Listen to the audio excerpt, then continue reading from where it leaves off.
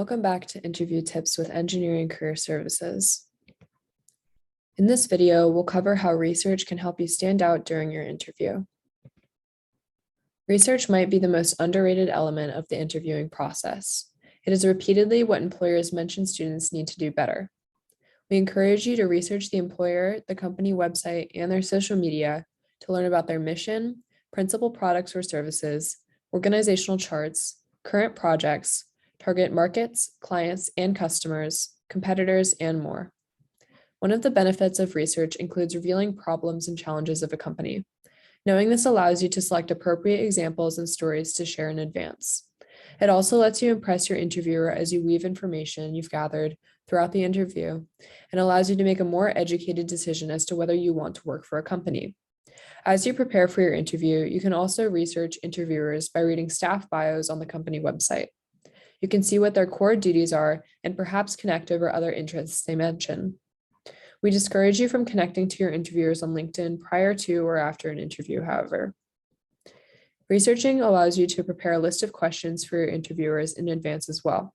We will cover this more in depth in a later video. In addition, you can search online for current news stories on the company or industry to mention relevant information during the interview. Knowing what current events can impress your interviewers. Ultimately, doing research helps you demonstrate that you care about what the company does. For example, you could say something like, I was really impressed with the new Kim building on campus and how well it took into account lead design principles.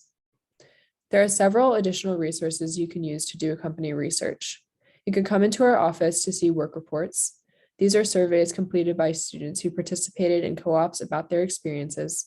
You can also use sites like Glassdoor, LinkedIn, or our alumni platform, Terrapins Connect, to have informational interviews with individuals currently working for the company that you're interested in. In addition to researching the company prior to an interview, it can be helpful to do some self-assessment. Knowing yourself can give you the advantage during an interview. Having a sense of your skills, interests, and values is useful so that you can reflect on how they relate to the job you're applying for. Think of examples for how you've used relevant skills, and then use this information to convey to the employer that you're a good match for them. During the interview, employers assess your communication and interpersonal skills and try to confirm the information you've listed on your resume. Self-assessment also helps you know your own values and short as well as long-term goals. By figuring out your own values and comparing them to companies, you can also figure out if the company truly aligns with what you would like. Since during the interview, you will demonstrate your skills through concrete examples, it can help to know what employers seek as you prepare.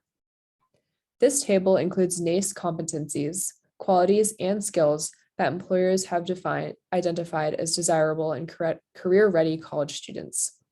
You can brainstorm specific instances of when and how you've used these particular skills.